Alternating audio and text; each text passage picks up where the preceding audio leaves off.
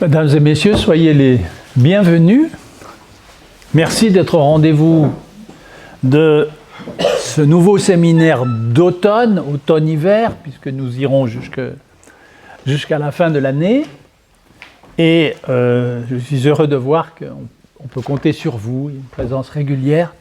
Ça me donne encore plus envie de m'investir dans cette expérience. Donc, le thème que nous allons aborder au cours de ce séminaire, en fait, ce n'est pas moi qui l'ai choisi pour une fois. C'est l'Église protestante de Genève qui l'a décrété. Les autorités ou le consistoire, je ne sais pas exactement, ont décidé que pour l'année ecclésiastique qui s'ouvre, eh bien, toutes les paroisses, tous les lieux d'église, comme on dit aujourd'hui, il était souhaité qu'ils traitent d'une manière ou d'une autre du thème de la liberté, puisque nous savons qu'évidemment, cette question est au cœur du protestantisme, de la foi protestante. Et bien sûr, ils se sont tournés vers moi pour me demander de consacrer un séminaire à cette question, et j'ai aucune objection à ça, au contraire, d'autant que nous n'en avions jamais parlé. Et j'ai donc décidé de mettre au point cette série de 6 rencontres que j'ai intitulées, en un clin d'œil un peu ironique, « Les chemins de la liberté », parce que vous savez que c'est une série de Sartre, Les chemins de la liberté, et nous ne serons pas tout à fait dans cette ligne-là, mais mon idée était, dans les 2 premières séances, de réfléchir ensemble sur la problématique de la liberté telle qu'elle s'offre dans les Écritures bibliques, en commençant, comme nous faisons toujours, en 2 séquences, d'abord le Premier Testament, ensuite le Nouveau, et également traiter d'un problème dont l'apôtre Paul parle longuement dans l'Épître aux Galates, et qui est connu, c'est le mot de la Boétie, sur la servitude volontaire. Eh bien, nous avons une épître qui traite de cette question. Et puis après, nous élargirons à des thèmes qui ont été beaucoup portés par la tradition protestante et par la Réforme, à savoir la liberté de conscience, la liberté d'expression, et nous terminerons par un éclairage sur protestantisme et liberté politique. C'est un peu des points d'histoire, mais vous verrez qu'il nous mène au cœur des préoccupations contemporaines. Voilà. Donc j'ai essayé de monter ça modestement, et je suis content de pouvoir le faire avec vous, bien sûr. Donc, vous savez comment ça se passe. Je parle, mais vous pouvez intervenir. J'ai essayé de découper un peu mes séquences de telle manière que les questions peuvent intervenir dans le fil même de la conférence. Je trouve que c'est plus dynamique et ça permet un meilleur échange. Nous abordons donc aujourd'hui le premier point que j'ai intitulé « Moïse ou l'expérience de la libération collective ». Et c'est donc une réflexion qui va porter exclusivement sur le récit biblique de la Bible juive et évidemment de la Torah, c'est-à-dire les 5 premiers livres qui sont considérés comme les plus importants pour les Juifs. Et j'aimerais, dans mon premier point, qui va ouvrir au fond ma réflexion, affirmer ceci, c'est que de mon point de vue, la Bible est le plus ancien livre connu traitant de la liberté humaine. Parce que la liberté est l'un des thèmes centraux de la Bible, Ancien et Nouveau Testament compris. Il y a de très nombreuses occurrences et diverses entrées pour aborder le problème, mais j'ai choisi de prendre l'entrée de l'expérience de la liberté au moment d'une libération ou au moment d'une délivrance. Ce qui, je crois, est pour le récit biblique et pour nous le plus parlant. Une fois que j'ai dit ça, j'aimerais préciser que la Bible, le récit biblique, n'est jamais abstrait. Il s'inscrit toujours dans le vécu concret des hommes et des femmes auxquels nous-mêmes nous pouvons nous connecter malgré les siècles qui nous séparent de la rédaction. Mais enfin, je veux dire par là que la Bible n'est pas un livre de philosophie. Pour éclairer ça, je vais prendre un exemple, une illustration qui est bien connue, c'est la première phrase du Contrat social de Jean-Jacques Rousseau. La première phrase du Contrat social de Jean-Jacques Rousseau s'énonce ainsi: « L'homme est né libre et partout il est dans les fers. » Une fois que Rousseau a posé ce point de départ, eh bien, il construit, pièce après pièce, sa vision d'une société idéale, qui pour lui est une société libre, ce qui dans l'expérience mériterait encore d'être vérifié, mais ça c'est autre chose. Donc la société du contrat social. Et Rousseau n'a jamais mis en œuvre cette philosophie lui-même. On pourrait dire qu'il appartiendra aux révolutionnaires de se charger de mettre ça en œuvre, et là-dessus, on pourrait épiloguer. Ce que je veux dire simplement, c'est que typiquement, comme philosophe, comme penseur, il reste de bout en bout dans l'abstraction. Dans le récit biblique, rien de tel. Parce qu'encore une fois, il n'est jamais détaché de la réalité humaine. Et j'ai cherché et découvert. Vous savez qu'il y a un principe, c'est qu'il faut toujours rechercher dans le texte biblique quelle est la première occurrence d'un mot. La première fois que le mot péché apparaît. Et là, on s'aperçoit que ce n'est pas au moment de ce qu'on appelle, entre guillemets, le péché originel. C'est plus tard, c'est au moment de Caïn et Abel. C'est intéressant. Et finalement, la première apparition du mot, c'est un peu le berceau du sens, du point de vue biblique. Alors j'ai fait pareil pour la liberté, j'ai cherché, et la première fois qu'explicitement il y a une expression qui correspond à la liberté, eh bien, c'est dans une situation très prosaïque et assez obscure et peu connue, en Genèse 26, qui est celle de la querelle des puits. Alors, l'histoire de la querelle des puits, Isaac transhume quelque part, nomadise en Mésopotamie, et il cherche un endroit avec de l'eau pour pouvoir faire boire ses bêtes et s'installer un peu. Alors, il trouve un premier puits, mais là, les habitants arrivent tout de suite pour dire que non, ce puits est à nous, il n'est pas à vous, donc ils s'en vont. Ils arrivent dans une deuxième vallée, ils trouvent un peu d'eau, mais de nouveau, on les chasse parce que ça appartient à d'autres. Et finalement, ils trouvent un endroit où, en creusant, ils trouvent de l'eau et ils peuvent rester.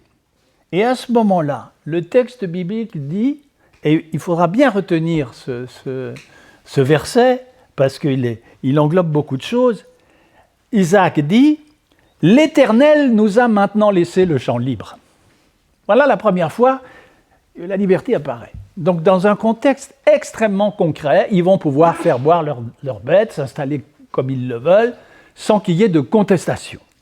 Voilà. Et bien entendu, vous l'avez remarqué, et c'est important, c'est que ce champ libre, il est attribué à Dieu lui-même. L'Éternel nous a laissé le champ libre, et non, nous avons trouvé un champ libre. C'est important. Ça, c'était mon introduction. Donc je vous disais que la Bible est le plus ancien livre traitant de la liberté humaine, mais néanmoins, il y a une question à laquelle je ne peux pas échapper.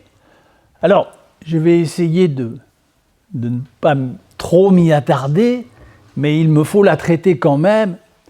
C'est la fameuse question, est-ce que nous sommes libres ou est-ce que nous sommes déterminés? Est-ce que nos actes viennent de notre liberté non contrainte et non influencée, ou au contraire, est-ce que nos actes et nos comportements sont au fond dictés par des lois qui nous échappent, qui sont invisibles, secrètes, mais qui néanmoins ont une emprise décisive sur nous? C'est vrai que la question se pose, comment est-ce qu'on peut maintenir le libre choix d'un être humain dans un monde que Dieu a créé selon sa volonté et qu'il gouverne selon les lois qu'il a implantées? C'est ça le problème. Si nous admettons que vous et moi, nous sommes des créatures qui appartenons à cet univers issu de la volonté de Dieu, eh bien, nous devons reconnaître que nous sommes dirigés par des lois auxquelles nous sommes soumis et qui nous laissent finalement peu de possibilités. Prenons notre propre biologie. La biologie humaine est quand même gouvernée par un certain nombre de lois contre lesquelles on ne peut rien. Le phénomène du vieillissement, par exemple, c'est très désagréable pour tout le monde. Néanmoins, un beau jour, c'est là. Ça ne s'arrange pas. Bon. Évidemment, des transhumanistes nous disent que c'est pas grave, on va changer les pièces au fur et à mesure. Mais je vous avoue que je n'y crois guère. Notre corps entier obéit à des lois qu'il n'est pas à notre portée de modifier, sinon éventuellement à la marge dans le cas d'une maladie où on peut peut-être aider à retrouver une santé, mais c'est tout.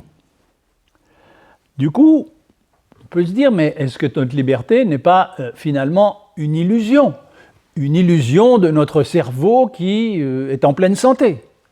Et tant qu'il est en pleine santé, il se croit libre. Puis il tombe malade, c'est une autre question, c'est tous les problèmes de psychiatrie aussi. Hein. Qu'en est-il de la liberté de ceux qui ont une biologie du cerveau qui dysfonctionne? Ce sont de vrais thèmes. Et alors du coup, nos choix sont-ils vraiment les nôtres? Alors je passe sur les diverses réponses philosophiques et autres qui ont été données depuis cette très vieille question. On a beaucoup écrit, on a beaucoup disserté à ce sujet. Je reste résolument dans le cadre biblique. Si tout a déjà été décidé par Dieu au départ, eh bien ça veut dire aussi que l'avenir est en quelque sorte déjà écrit. Si tout a été décidé avant par des lois immuables, on peut quelque part déduire l'avenir du présent ou du passé. Il faut alors parler de déterminisme, ou peut-être, comme Calvin, de prédestination. Et beaucoup de penseurs vont dans ce sens. Pensez par exemple à Dolbach. Dolbach était un théoricien des Lumières. Alors lui, il disait simplement « L'homme n'est pas plus libre que la pierre qui tombe ou que l'eau qui coule. » Voilà. Bien. Peut-être il y a quand même un « mais ». Et ce « mais » est d'importance. Comment, dans ces conditions, la liberté humaine de faire le bien ou de faire le mal est-elle concevable? Or, nous sommes bien d'accord que c'est là le sujet central de la Bible, puisque c'est tout le débat du Jardin d'Éden avec le fameux arbre de la connaissance du bien et du mal. Et c'est bien de cette liberté-là que sans cesse parle le récit biblique, notamment avec l'arbre de la connaissance. J'ai l'impression, moi, que l'écriture biblique entend toujours préserver la responsabilité de l'être humain vis-à-vis de ses décisions et vis-à-vis de ses actions. Ce qui veut dire préserver la liberté humaine. Vous me direz, oui, mais vous allez me dire comment on s'en sort. Si tout est déterminé, mais on garde quand même la responsabilité, qu'en est-il? Eh bien, je vous rappelle la formule. L'Éternel nous a laissé le champ libre. L'Éternel. C'est-à-dire que, au fond, la liberté est un don supplémentaire qui est octroyé à l'homme, à l'être humain, dans le monde de la nécessité. Et il y a une formule extraordinaire de Rabbi Akiva à ce propos. Rabbi Akiva, c'est un penseur très ancien et qui est très joli et qui dit « Tout est prévu, mais la permission est donnée ». Eh bien, c'est un peu la position biblique. Oui, tout est prévu. Mais, en même temps, la liberté est octroyée par surcroît, dirait l'Évangile, à l'être humain. Donc, d'un côté, nous sommes inscrits dans l'ordre naturel du monde, tel qu'il a été déterminé par le Créateur.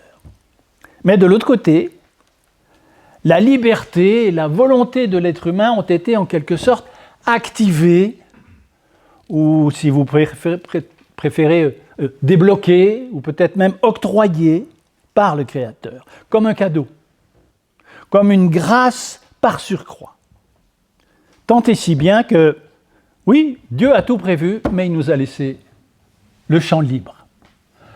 C'est paradoxal, mais disons que c'est le meilleur équilibre que je peux imaginer pour essayer de faire tenir ensemble ces deux pans de réalité qui apparemment ne vont pas dans le même sens. Alors, peut-être que là, au point où j'en suis, peut-être y a-t-il une ou deux réactions ou des questions de compréhension. Je me rends compte que je vais peut-être un peu vite. Oui. Jean-Paul Sartre allait se faire dire « Nous sommes condamnés à être libres ». C'est sa phrase. Hein. Ouais, mais oui, mais c'est vrai, mais Sartre n'était pas un théologien. Hein. On est d'accord là-dessus. On est d'accord. Voilà. C'est une autre réponse. Oui, puis en plus, je trouve que dans l'idée d'être condamné à être libre, je connais l'expression, mais cette idée de la condamnation à la liberté donne au fond à la liberté un côté tragique, un côté négatif sur lesquels les modernes aiment bien insister. Hein, parce que nos penseurs modernes, ils aiment bien jouer au tragique, un peu trop. D'accord. Voilà, c'est ma critique, mais effectivement. Est-ce qu'il y a d'autres remarques? Vous suivez, ça va? Alors, nous continuons. J'en viens maintenant à l'essentiel. Donc, la liberté est octroyée, elle est donnée par surcroît. Mais dans quelles conditions? Comment ça se passe? Eh bien, c'est ce que j'ai mis dans le titre de mon entretien, la liberté se donne dans la Bible comme une expérience. Ce n'est pas un concept abstrait qui est posé dans une constitution au départ, c'est d'abord une expérience et tout le reste en découle. Vous connaissez peut-être ce mot de Jacques Prévert qui dit « J'ai connu mon bonheur au bruit qu'il a fait en partant ». Probablement que Prévert a dû avoir une déception amoureuse. C'est une jolie manière de le formuler, mais c'est au fond très profond. Et on peut très bien prendre ce vers, cette formule, pour l'appliquer à la liberté. Je veux dire que je peux disserter longuement sur la liberté pour savoir si oui, si non, etc., dans quelles conditions. Mais c'est le moment où j'en suis privé que je découvre vraiment ce que c'était. le captif, le prisonnier dans sa cellule, le malade, prisonnier de sa maladie, l'esclave, prisonnier de sa condition, ils savent très bien ce qu'est la liberté, puisque c'est justement ce qui leur manque, ce qui leur est interdit. Et qu'attendent-ils, ces gens-là? Ils attendent la libération. Le prisonnier compte ses jours, il marque ça sur les murs de sa cellule. Le jour où enfin il va être libéré. Donc pour eux, la liberté n'est pas du tout un problème abstrait. C'est une situation très concrète de la vie qui est gravement amputée à partir du moment où la liberté manque. Au fond, l'expérience de la liberté, elle va avec l'expérience de la captivité. Et c'est ça que nous dit le texte biblique. Elles s'inscrivent dans une histoire qui peut être individuelle ou qui peut être aussi collective. Cette expérience, nous pouvons la faire à titre personnel, nous pouvons aussi la faire à titre collectif, en tant que peuple, en tant que groupe humain déterminé. Et pensons simplement, en France, on appelle la libération la période qui a suivi, qui a marqué la fin de l'occupation allemande. Donc la libération, ça veut dire qu'à un moment donné, le peuple français a retrouvé une liberté qu'il n'avait plus. Il a donc fait l'expérience d'un processus de libération. Eh bien, au livre de l'Exode, cette expérience se déroule. Elle se déroule dans le cadre collectif, dans un cadre collectif qui ensuite va devenir un peuple. C'est ça qui est intéressant.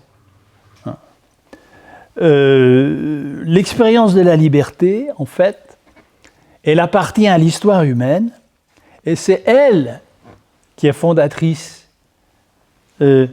d'humanité. Le texte auquel je fais référence dans l'Exode, c'est bien sûr le récit de la libération d'Égypte, sous la direction d'un chef qui s'appelle Moïse.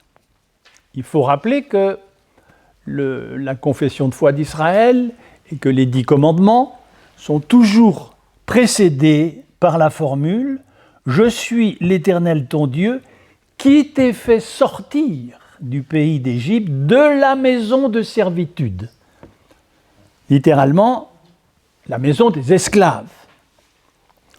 Et cette déclaration, qui est quand même impressionnante, c'est le chapeau des 10 commandements et des lois. Ça commence d'abord par ça. La chose la plus importante, c'est qu'un groupe a été délivré, et à partir de là, les choses vont se passer différemment. D'ailleurs, on ignore en général une chose, c'est que le livre de l'Exode est plus ancien que le livre de la Genèse. On pense que le livre de la Genèse est le plus ancien parce qu'il parle de la création du monde et tout ça. En réalité, le livre vraiment fondateur, c'est le livre de l'Exode, avec le récit de la libération d'un peuple, et ensuite les lois dont je vais parler après. Et on peut le considérer comme le pivot, en fait. On peut considérer le livre de l'Exode comme vraiment le pivot du Pentateuque, parce que ce qui est privilégié dans le récit biblique, c'est ce par quoi tout commence vraiment. Et finalement, le véritable commencement, c'est la délivrance collective d'un groupe humain particulier, les Hébreux, qui ont immigré en Égypte à l'occasion d'une sécheresse et d'une famine, parce que l'Égypte était un pays extrêmement riche et prospère, et qui ont ensuite été mis en esclavage. On pense que c'est sous le pharaon Ramsès II, ou peut-être Mérimta, mais ça se passe aux alentours du XIIIe siècle avant notre ère. Et cette délivrance se produit sous la conduite de Moïse.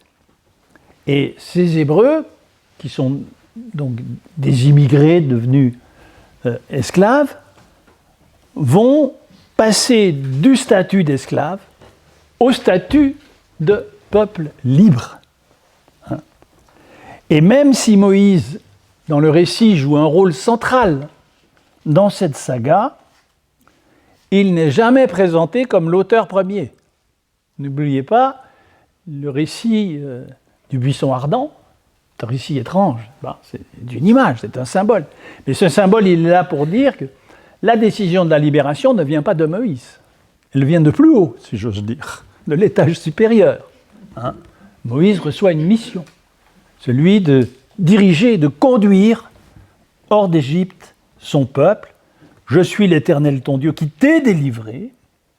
C'est-à-dire que là encore, in fine, le récit nous dit, n'oublie pas que l'émergence de la liberté qui t'échoit aujourd'hui, elle est attribuable à la générosité du Créateur. Est-ce que ce point vous paraît clair? C'est important. C'est important parce que ça nous présente au fond l'image d'un Dieu qui est un peu inhabituelle pour nous, c'est l'image d'un Dieu libérateur. Et ça amène certains de nos théologiens, je pense en particulier à Jacques Ellul, dans un texte pas très connu d'ailleurs, où il dit que finalement, dans la Bible, la première intuition de Dieu, c'est dans le cadre de ce qu'on pourrait appeler une théologie de la libération. C'est à partir, pour lui, et moi je le suis sur ce point-là, c'est un point de vue, on peut le contester, mais je trouve que ça se défend, c'est vraiment là qu'est le début. L'expérience concrète de l'action divine, c'est l'expérience d'une libération. Et tout le reste s'organise autour de ça.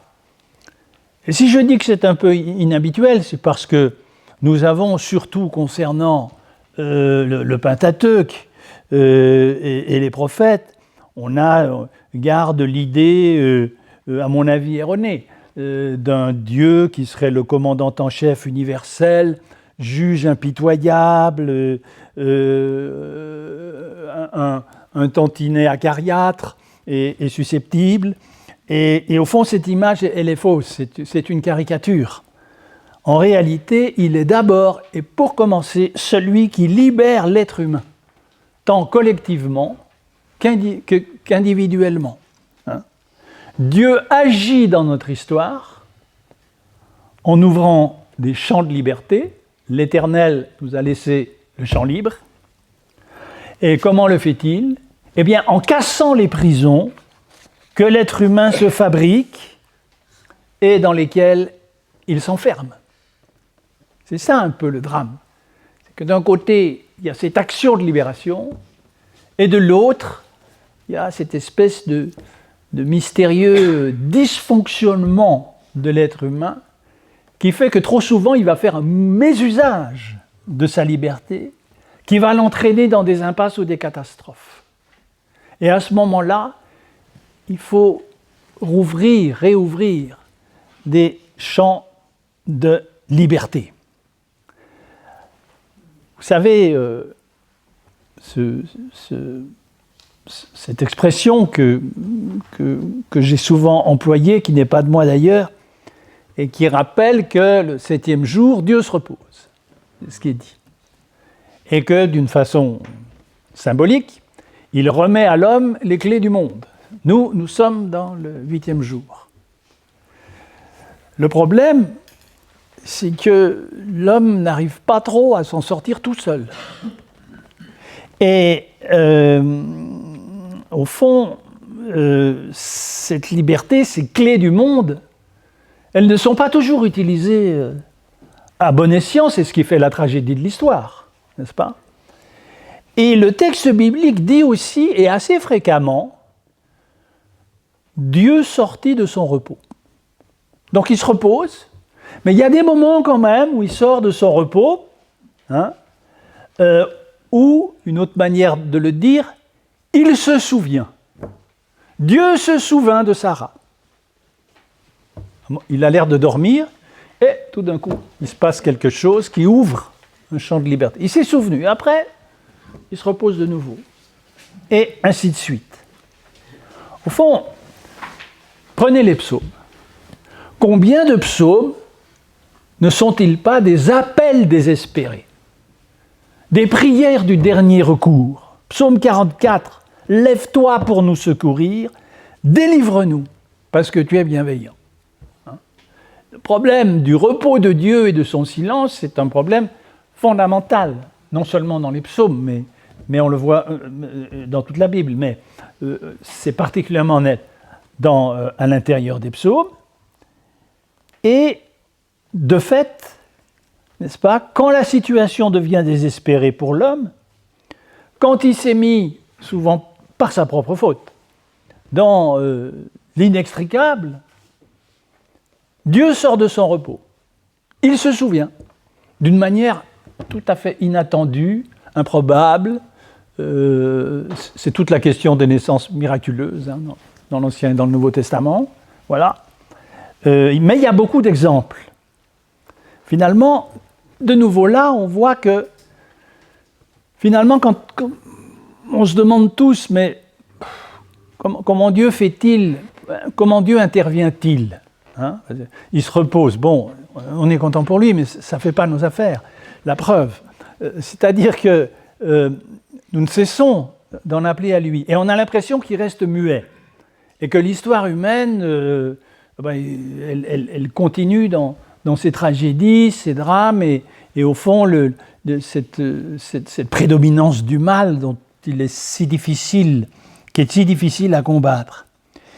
Et pourtant, il y a beaucoup d'exemples, déjà dans la Bible, mais peut-être aussi dans l'histoire, où il y a des moments, il y a des événements, il y a toujours improbables, jamais prévisibles, dans lesquels, en quelque sorte, un champ libre se dévoile. Un champ libre est laissé. Du coup, il y a un espoir. Si un champ libre est laissé, on va pouvoir peut-être reconstruire quelque chose, réparer ce qui est cassé, aller de l'avant, etc. Et évidemment, c'est une question de foi, mais moi je pense que les fois où dans l'histoire humaine des champs libres sont laissés comme ça, Dieu n'est peut-être pas étranger à ça. Il s'est souvenu. Il s'est souvenu de sa créature. Et ça nous amène à considérer que peut-être que l'histoire de l'homme, l'histoire humaine et l'histoire de Dieu s'entrecroisent sans cesse. C'est la raison pour laquelle il ne faut jamais désespérer. Non pas que Dieu fasse les choses à notre passe, non pas qu'il répare nos dégâts, mais des possibilités nous sont laissées à certains moments et dans les pires des situations de pouvoir passer outre, de pouvoir rebattre les cartes, de pouvoir prendre une respiration et voir que de nouveau il y a un avenir qui est possible. Et je crois que c'est quand même un beau message. Et c'est un message qu'il faut proclamer très fort aujourd'hui. Nous avons quand même l'impression que nous sommes dans un monde où tout est bloqué, où c'est un monde camp contre camp, il y a une polarisation extrême, on a l'impression que... évidemment, il y a tout un bruit à la fois médiatique, etc., qui annonce en quelque sorte le chaos général. Je crois que nous, si nous prenons la parole au sérieux, et c'est quand même notre fonction première, bien sûr nous sommes réalistes, tout ça est vrai, j'entends, il se passe des choses absolument terribles, mais malgré tout, il faut essayer de voir qu'il y a peut-être des choses, des espaces qui peut-être s'ouvrent déjà et que nous ne voyons pas encore, qui vont permettre de dépasser ça. De sorte que, malgré tout, l'humanité aura un avenir. La Troisième Guerre mondiale, elle n'est pas fatale. Je veux dire, on nous en parle de partout. C'est pas parce que tout le monde en parle qu'elle se produira. Si tout le monde en parle, c'est pas bon quand même, hein, parce que c'est les prophéties autoréalisatrices. Mais nous sommes là, nous, pour aller contre ce pessimisme foncier. La souffrance de notre époque, je le vois avec beaucoup de jeunes, c'est la désespérance. La désespérance qui conduit à l'amertume et à la révolte. Combien de jeunes nous disent, alors que, apparemment, me disent, alors qu'à première vue, ils ne sont pas forcément les plus mal lotis, qu'au fond, ils sont désespérés, qu'ils n'auront pas d'avenir, qu'ils ne veulent pas faire d'enfants à cause de ça, qu'ils ne trouveront pas de travail et qu'ils finiront, dans le meilleur des cas, dans une tente, dans un camping. Enfin, j'entends beaucoup ça de la part de jeunes, où c'est le moment, au contraire, où les énergies doivent s'investir. Je pense que notre devoir, c'est de rappeler ce que nous dit la parole. L'Éternel nous a laissé le champ libre. Et ce qui était vrai à la très lointaine époque d'Isaac, ça reste vrai aujourd'hui. Il ne faut pas désespérer. Y a-t-il quelques questions ou remarques? Vous êtes admirable. Oui? L'âge des personnes dont vous parlez. Pardon? Des jeunes, vous dites des jeunes, de l'âge de nos étudiants, de jeunes adultes. Oui, même quelquefois un peu plus, c'est-à-dire des gens qui, au fond, sont en âge, comme nous disions, nous, moi, personne ancienne, l'ancien temps, à l'âge de construire sa vie, de créer un foyer, de se lancer dans une carrière, enfin bon. Toutes ces choses-là semblent bien fragiles aujourd'hui. Mais est-ce que nous pouvons, nous, les laisser dans cet état? Et accepter ça aussi? C'est au fond, quelque part, une démission aussi. Et c'est aussi une démission de toute la société qui renforce encore ça. Voilà. Je reviens sur la notion de délivrance collective. Dans le Premier Testament, donc, la délivrance de Dieu, elle se présente sous une forme collective. La parole adressée à Moïse énonce l'intention de la transcendance. Je veux délivrer mon peuple qui est esclave en Égypte. Je veux délivrer. Mais ce « je veux délivrer », je l'ai déjà dit, ça n'est pas le discours de Moïse. C'est l'ordre, en quelque sorte, c'est la mission qui lui est confiée. Il est donc annoncé une délivrance collective. Et souvenez-vous du célèbre dialogue de Moïse avec le Pharaon, je crois même qu'on en a fait des cantiques chez nous, qui répète « Laisse partir mon peuple, laisse partir mon peuple ». Donc c'est vraiment là une notion collective. Et d'ailleurs, ça va se retrouver souvent par la suite, de nouveau dans les psaumes où il est dit « Il a libéré le peuple de la main des Égyptiens ». D'où l'expression aussi qu'on retrouve souvent « Notre Dieu est le Dieu de nos pères ». On va toujours le mettre sous une expression collective. Donc, au cœur du Premier Testament se tient cette expérience fondatrice. Et ce que je note simplement, et c'est une différence avec le christianisme que nous verrons lors de la prochaine séance, mais je l'indique déjà au passage, finalement, spirituellement, l'individu ne précède pas la collectivité, mais c'est le contraire qui est vrai. Au fond, le peuple juif se ressent d'abord comme un être collectif, et c'est cette collectivité qui va donner aux individus leur identité et leur liberté aux juifs individuels, en quelque sorte. En tout cas, bibliquement, c'est comme ça que ça se passe. Alors que pour les chrétiens, nous le verrons, le processus est inverse. C'est-à-dire que tout commence avec la réponse individuelle. Souvenez-vous la prédication de Jean-Baptiste, qui ouvre en quelque sorte les évangiles, où Jean-Baptiste appelle à la conversion et à la repentance personnelle pour les péchés, pour la mauvaise vie que les gens, enfin que les candidats au baptême ont menée, et pour qu'ils entrent dans une nouvelle vie. Donc, c'est finalement la réponse que donne l'individu à une parole qui lui est personnellement adressée, et c'est tout le thème immense de la conversion. Hein. Et je parle de conversion, je sais par exemple pour les églises évangéliques, la notion de conversion personnelle est extrêmement importante. C'est une des bases. Ça ne veut pas dire que dans nos églises, on l'a abandonné. Peut-être que ça ne se passe pas tout à fait d'une façon aussi, disons, marquée ou ostentatoire. Mais bien sûr que la conversion est essentielle, c'est-à-dire ce moment où nous donnons une réponse positive à l'appel qui nous est adressé par la parole de Dieu. Et puis, dans la suite, la conversion individuelle va agréger les croyants en un corps qui va devenir l'Église. C'est l'histoire des pierres vivantes, n'est-ce pas ? Construire mon Église avec des pierres vivantes, ces pierres vivantes, c'est chacun d'entre nous. C'est comme ça que ça se passe. Vous voyez le processus. Il est différent, alors on verra aussi dans quelle mesure l'Église est-elle amenée à se considérer elle-même comme un peuple.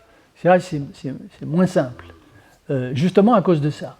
Mais en tout cas, c'est une assemblée de gens qui ont donné d'abord une réponse personnelle, la leur, parce que ce n'est pas quelque chose qui est formaté ou typé, et qui ensuite se rassemble. Ça, c'est une différence qui est très importante. C'est pour ça que j'ai voulu la traiter en deux volets. Alors, ça nous amène à nous demander, mais qu'est-ce que c'est qu'un peuple ? Ah, de nouveau, c'est une question qui traverse la Bible tout entière. C'est quoi un peuple ? Si vous faites de nouveau une recension, vous apercevez que ce mot de peuple est vraiment un des mots les plus utilisés dans le récit biblique. Qu'est-ce que c'est qu'un peuple ? La question est difficile parce que plusieurs définitions sont possibles. Je vais en passer quelques-unes en revue et ensuite vous dire ce que c'est qu'un peuple de ce qu'on peut déduire de la parole biblique. Alors on peut donner du peuple une définition biologique en disant le peuple, c'est l'ethnie. Ce sont les gens qui partagent les mêmes phénotypes. C'est la conception raciale. Hein. C'était ce que revendiquait l'Inquisition en Espagne lorsque il recherchait la pureté du sang. Hein. Le peuple, c'est l'ensemble de ceux qui ont le sang pur. On voit comment ça a pu résonner, et ça pourrait résonner encore. Mais je prends un contre-exemple. Est-ce valable pour le peuple suisse ? Franchement pas.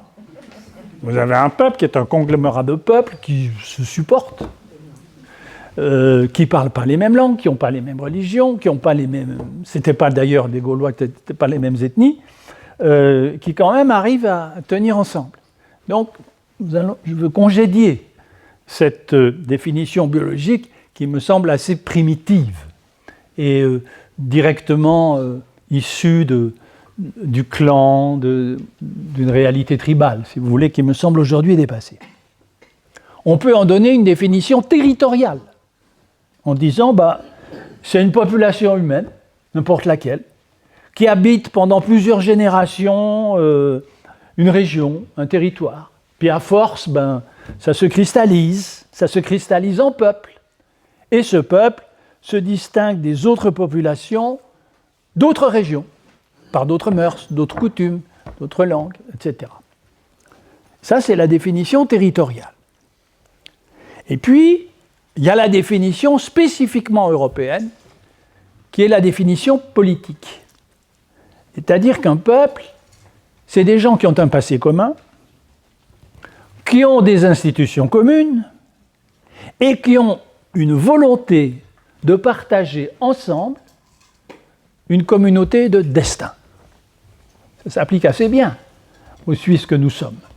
Je crois que ça, nous avons des institutions communes, un passé, long passé, qui est commun, et surtout une volonté de partager une communauté de destin. Et je dirais que ça, c'est peut-être le plus important, parce qu'il me semble que lorsque cette volonté de communauté de destin s'érode, alors là, on va vers des gros problèmes de dislocation. Donc tous les problèmes de haine de soi, ça peut aussi... Voilà. Ça, c'est la conception européenne de l'État-nation. Ernest Renan en a très bien parlé. Je dis pourquoi européenne ? Parce que quand même, si on pense à la parenthèse coloniale, des pays européens ont envahi un certain nombre de continents et ils y ont installé leur propre façon de fonctionner. Puis ensuite, il y a eu la décolonisation, ils sont partis. Et le laisse qu'ils ont laissé, c'est une conception de l'État-nation qui n'était pas forcément en ligne avec la culture et la mentalité des populations en question. Moi qui connais un peu l'Afrique, l'Afrique, avant la conquête coloniale, était composée surtout de royaumes, quelquefois d'empires continentaux, hein, l'empire du Mali, l'empire du Maroc, qui était quand même conséquent, voire plus bas de chefferies de clans. Et la grande difficulté, on ne l'a pas assez souligné, mais la grande difficulté pour les pays qu'on a dit, avec leur difficulté à se développer après la décolonisation, elle a aussi tenu à ça. C'est-à-dire qu'il n'est pas absolument évident de mettre ensemble des gens qui ont une mentalité de chefferie et de tribal avec leur mode de fonctionnement très ancien et qui se retrouvent dans one man, un homme, un vote, des élections de type démocratique à l'occidental et tout, ça ne marche pas si bien que ça. Je ne dis pas qu'on ne peut pas y arriver, mais il est possible que la conception de l'État-nation, c'est quelque chose qui est assez spécifique à l'histoire de l'Europe et qu'il a importé pour le meilleur et pour le pire. Enfin, on peut aussi avoir une définition linguistique. C'est le mot d'Albert Camus, « Ma patrie, c'est la langue française ». Hannah Arendt, je crois, dit quelque chose comme ça aussi, pour la langue allemande. La véritable patrie, c'est la langue qu'on parle. Vous voyez, toutes ces définitions sont larges, elles vont dans tous les sens. Mais la Bible, que nous dit-elle ? Eh bien, elle nous dit qu'un peuple, c'est à la fois une entité spirituelle et une entité politique. Un peuple existe à partir de la conscience qu'ont celles et ceux qui le forment de constituer un groupe de gens qui forment un peuple, à condition que cette conscience se transmette dans ce groupe tout au long des générations. Ça, c'est le plus important. Le plus important, c'est la transmission.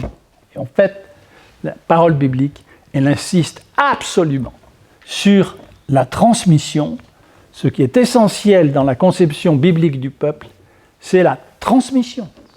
C'est pour ça que Iskor, souviens-toi, c'est tellement important dans la mentalité juive.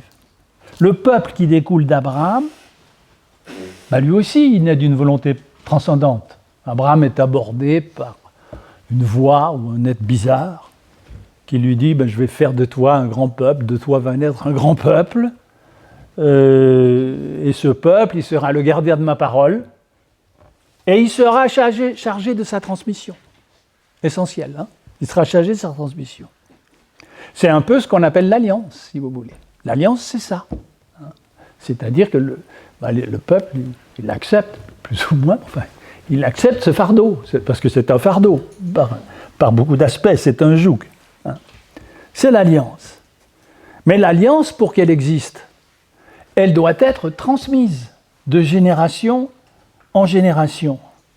Sinon, du point de vue humain, elle s'arrête, elle cesse.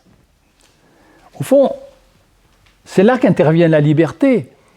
L'être humain garde la liberté de transmettre. Il garde aussi la liberté de se détourner de ce projet. Et en élargissant, je dirais que il y a toujours, et la question se pose à tous, là je sors du contexte biblique, mais ça se pose, je crois, à tous, c'est un peu ce que je disais déjà tout à l'heure, mais d'une autre manière, il vient toujours un moment où la question de la volonté de perdurer dans son être en tant que peuple se pose. Et en Europe, pour beaucoup de peuples européens aujourd'hui, elle se pose avec beaucoup d'insistance. Parce qu'à partir du moment où cette volonté n'existe plus, où la transmission ne se fait plus, alors là, oui, l'avenir est vraiment compromis. Est-ce que ce point est assez clair? Oui? Est-ce qu'on peut dire qu'Israël revendique l'entièreté d'Israël et la pureté du peuple en jetant les autres ailleurs? Non, on ne peut pas dire ça. Vraiment pas. Là, vous m'amenez sur un autre terrain. Tout simplement parce que déjà, le peuple israélien, il est composé de tout. Je veux dire, le peuple israélien, c'est la diversité même. Il y a de tout. Il y a toutes les couleurs, toutes les origines, tout ça. Donc, déjà, il faut être prudent. La question de la terre, écoutez, je ne peux pas aborder ça aujourd'hui. C'est un sujet trop complexe et grave. Bien sûr que c'est un sujet très grave. Et puis la volonté négative, vous savez, il n'y en a pas qu'une dans cette histoire. Donc, peut-être un jour, on pourra prendre le temps d'en parler. Mais c'était pas... J'aborde pas ça aujourd'hui parce que ce ne serait pas honnête de ma part, c'est trop rapide. Et c'est trop long. Merci. Je n'ai pas compris.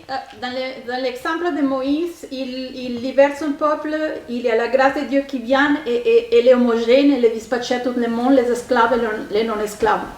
Et c'est un processus libérateur. Quand Jésus il fait la même chose, ça se réplique avec d'autres principes et d'autres époques. Et ce modèle de libérer un peuple, ça se réplique dans les colonies en Amérique, avec Calvin, donc c'est quelque chose, c'est un héritage super riche même à cette époque-là. Oui. Pourquoi ça ne joue pas avec l'Église? Je n'ai pas compris là. Non, la question que je me posais, c'était autre chose. C'était de me demander dans quelle mesure l'Église constitue-t-elle un peuple en tant que tel. Quand on parle du peuple de l'Église, de quoi parle-t-on? Voilà. Mais cette question sera abordée la prochaine fois, je vous le promets. Là, c'est un peu tôt. Je savais juste annoncer. Merci pour vos remarques. Voilà. Donc, j'aimerais terminer maintenant pour finir sur la question de la liberté et la question de la loi, parce que ça va ensemble. Le livre de l'Exode, vous savez, il déroule 2 séquences qui se suivent dans l'ordre. La libération de l'Égypte et le don de la loi. Au chapitre 20, immédiatement après le rappel de la délivrance de la maison de servitude, qu'est-ce qui arrive? Les commandements et les lois. Tout de suite. Qu'est-ce que ça... Et ces lois, elles s'échelonnent sur le livre des Nombres, du Lévitique, de Deutéronome, enfin, c'est très vaste. Bon. Ça signifie une chose très simple. Pour que la loi puisse être appliquée, qu'elle soit mise en pratique, il faut au préalable que l'être humain à qui elle est adressée soit susceptible de l'appliquer et de la mettre en pratique, donc qu'il soit libre. Donc on libère pour charger d'une mission, en fait. Pas simplement pour qu'il ait la liberté de dire oui ou non à une loi, comme ça un peu stupidement, mais surtout parce que la mise en pratique, ça suppose la confrontation au réel, et chacun sait que nous pouvons avoir de beaux principes de justice, d'égalité, de vérité et tout ça. Quand on est confronté au réel, c'est autre chose de les mettre en pratique.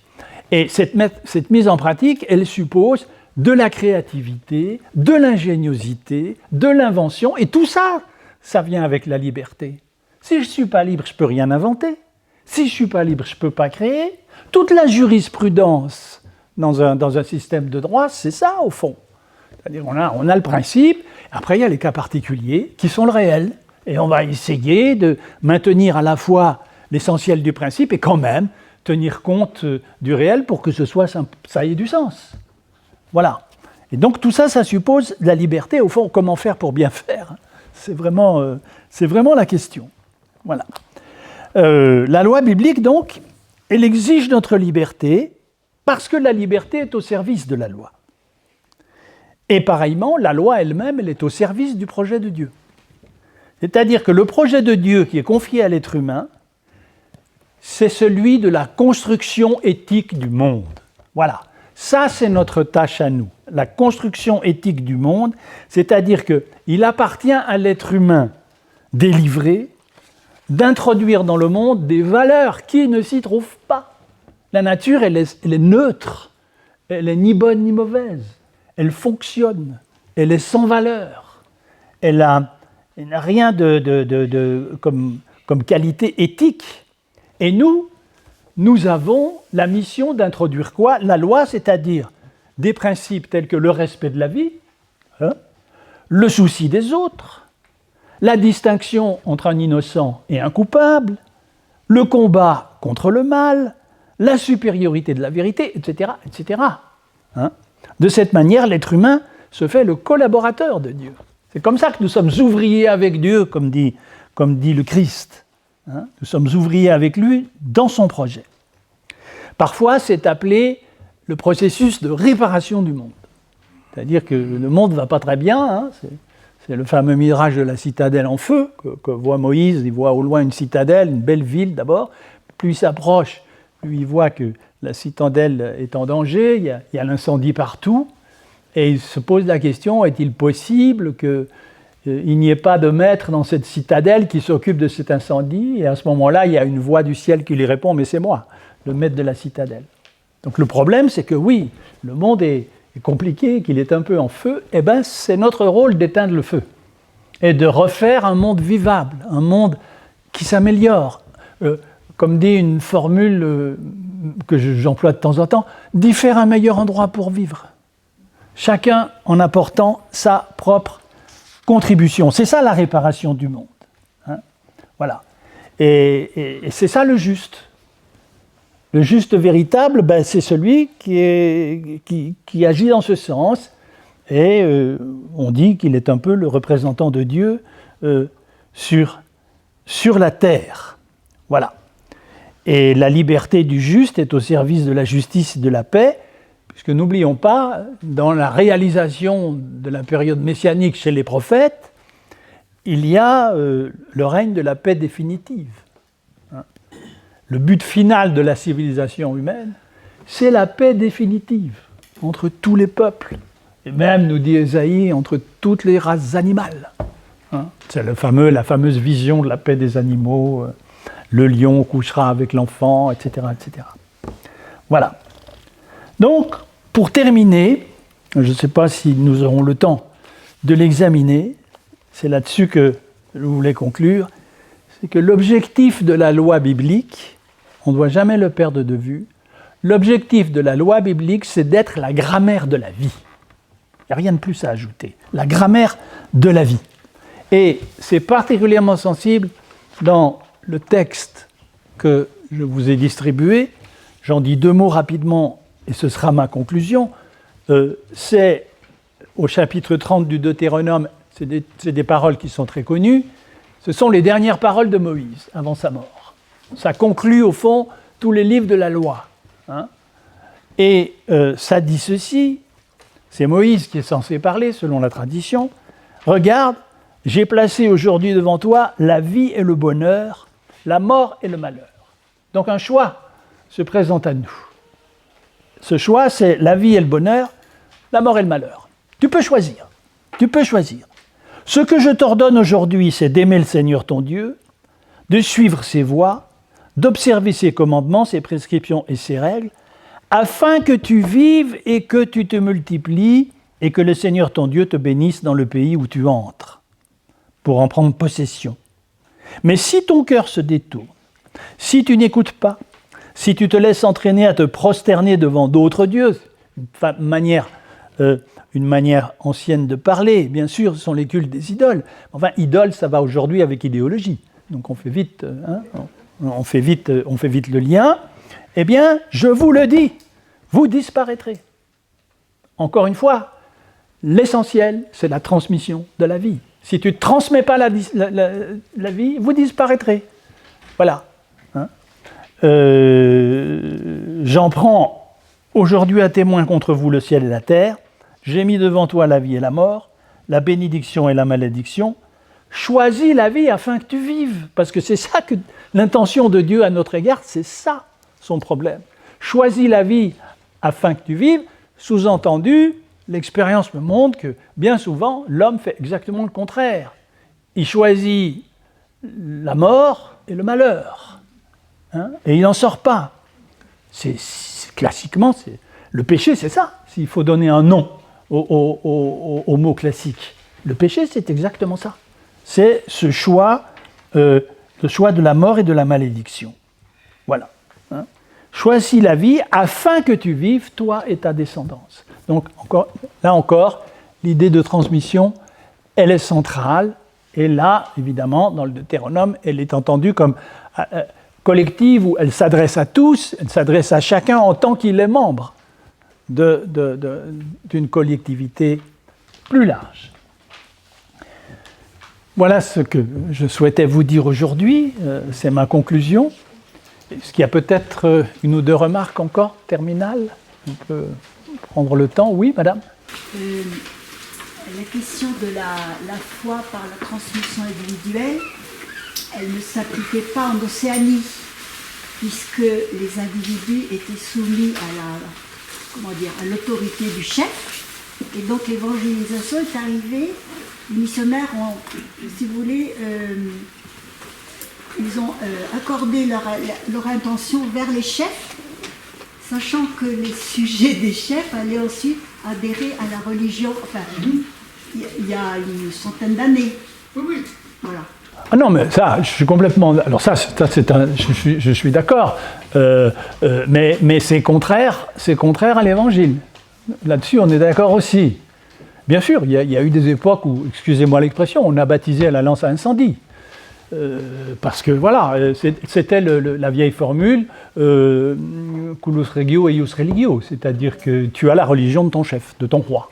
Voilà, c'est comme ça ne se discutait pas, et c'est un principe qui a été appliqué même à l'époque de la Réforme, hein, au XVIe siècle, c'était comme ça, si on était genevois, on était protestant, sinon on était banni, terminé.